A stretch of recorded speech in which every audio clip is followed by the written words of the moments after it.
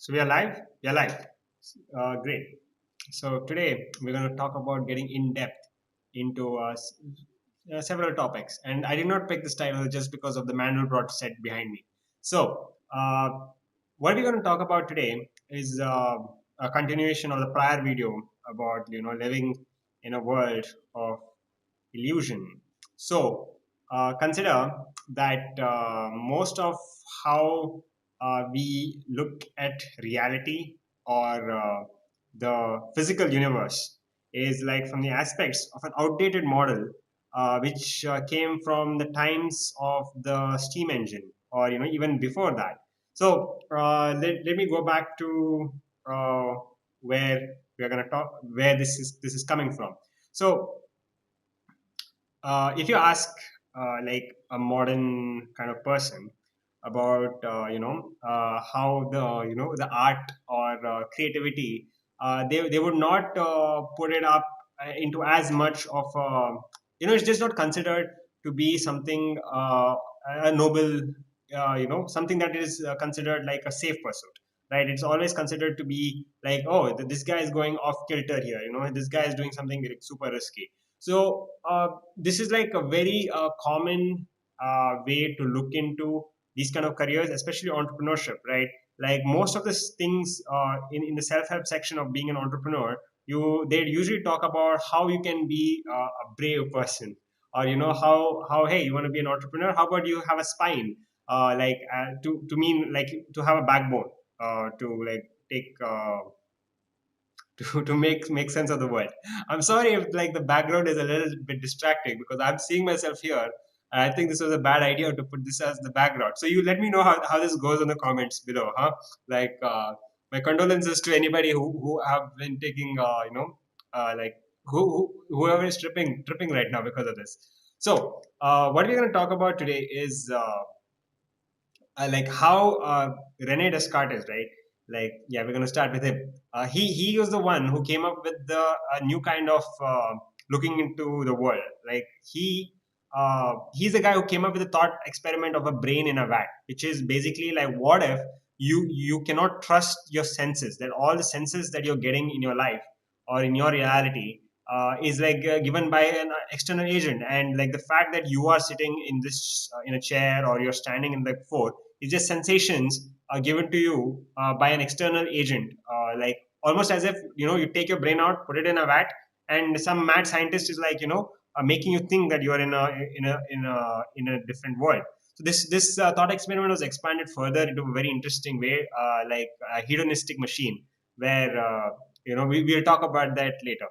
But still, very interesting stuff.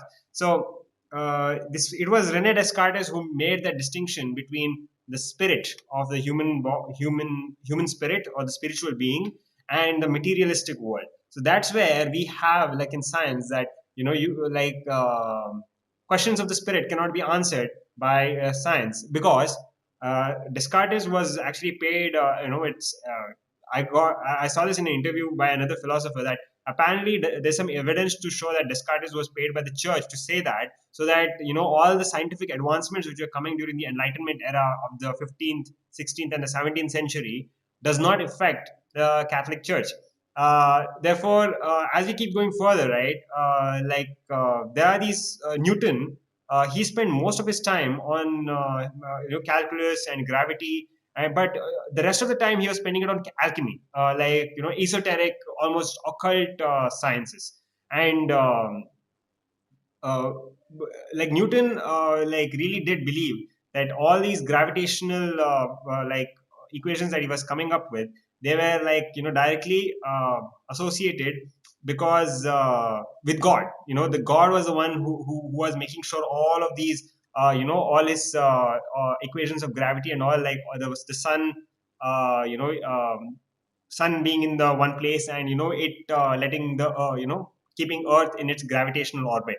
But Laplace, who was in Napoleon's court later, like he wrote a whole set of calculations himself. He wrote a whole book, and when he gave it to Napoleon, like this whole book calculated the movements of astronomical bodies, and the origins of the universe and all of that. Like basically like a a culmination of whatever the knowledge that they had about the universe. And Napoleon pointed out to him that, hey, you missed out. You talk so much about God's creation, but you forgot about God Himself. So Laplace to this answer that I don't have any need for such hypothesis. So, why do I bring this up? Is because we have a certain way of looking into the world, and the way of looking into the world is that the world is deterministic, and that the world is deterministic, that is based on the Newtonian model. Newtonian model says that, based on the first three laws of Newton's law of motion, that any object, stay at rest or in motion unless an external force is acted upon it. So that would mean that unless there is a cause for a movement of a body, it won't there nothing would happen. So this is where the arguments of free will start coming in. And in a lot of ways, Sam Harris is another philosopher who has really tackled this question. Okay, like, hey, like, do humans really have free will? And he wrote a whole book about it. Like Sam Harris and another a neuroscientist named Daniel Dennett, who wrote a book about consciousness. Like, they have this argument about free will. Like, Daniel Dennett, in some way or the other, believes that humans do not have free will, but he doesn't think that this is something that needs to be shared with people. So there is some kind of a nuance with Daniel Dennett. Uh, Either way, how does this associate with performance? Like, what would you care, or anybody would care, like, if free will was there or not? I mean, this is like an argument which is actually undermines a person's agency. Okay, like, a person who would really need to associate or encounter the world would want to have a lot of agency in their life. And especially for an entrepreneur, right? An entrepreneur would want to see himself as having being a free agent. Uh, so it's called high efficacy. Like, that's what Ryan Holiday in one of his books said. Like, people who have this kind of like uh, who would have this kind of inclination as people who have high efficacy in their life. So yeah. So further, uh, what I want to like talk about really here is the rule that consider that the Newtonian model has been taken over by the new quantum model, and it brings us back to not knowing much about the universe as we thought we did. So the fact that humans not having any free will, like, even though Einstein later like saw the quantum model, and he still thought that, hold on, like, I still think that universe is basically deterministic. It is not something where God plays dice. To which Niels Bohr replied, don't tell God what to do. So the point here was that just because the we just don't know, like, how far, like, we just cannot predict, like, even though if the universe is deterministic, we cannot say with assurance like what the next moment is going to be. Therefore, like, the final point of my half baked thesis in this video was that how you perform in the world is based on what your subjective way of looking into the world is. This book I want to talk to you about here is the Three Laws of Performance by Dave Logan and Steve Zaffron. So it's a very interesting management book. It's about, like, the first law of a performance according to them is like people or individuals, people, what have you, they perform according to how the world occurs to them. So it's like okay, I don't want to say it's almost like quantum physics. In quantum physics, like, the observer has like a say in the experiment based on how he sets up the experiment. But then I don't want you to go towards quantum mysticism. All right, like, there was a very interesting physicist who talks about quantum mysticism and quantum physics not overlapping. And of course, I get it. I'm gonna like do more research on that because it's a fascinating topic. But either way, like, getting back into the first law of performance, as like you perform based on what the world occurs to you.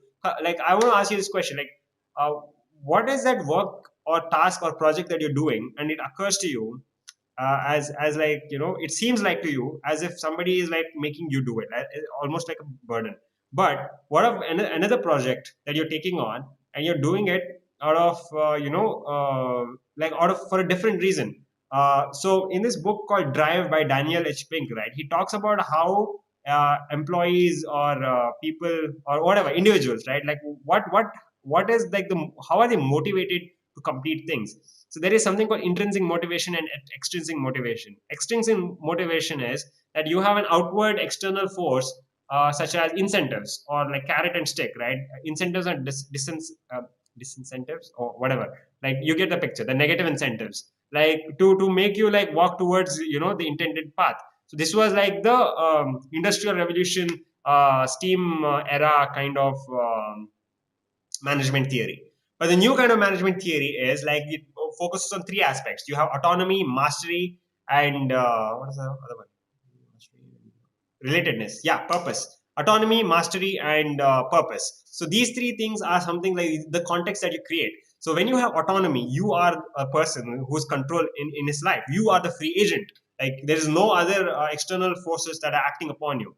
You are the one who's a master at their job. It does not mean that you are like the Picasso or the Einstein of your chosen venture or vocation. But you are like in the the healthy like level of competence that you are doing the task in. So that would be your mastery. Like for the task involved, you are the master at it, and for the next task involved, you're gonna like that's what you are running towards, like the unspoken I mean unreachable lofty goal of becoming a total master. So finally, relatedness of purpose, like if whatever you're doing actually relates to another person, as or people, like does it have a societal impact or benefits. So again, this comes back down to the ikigai of your vocation or job. So and to say all that, I came up with like all this philosophy talk. So yeah, see, now you get the picture of what kind of content I'm coming up with here. So thank you for watching.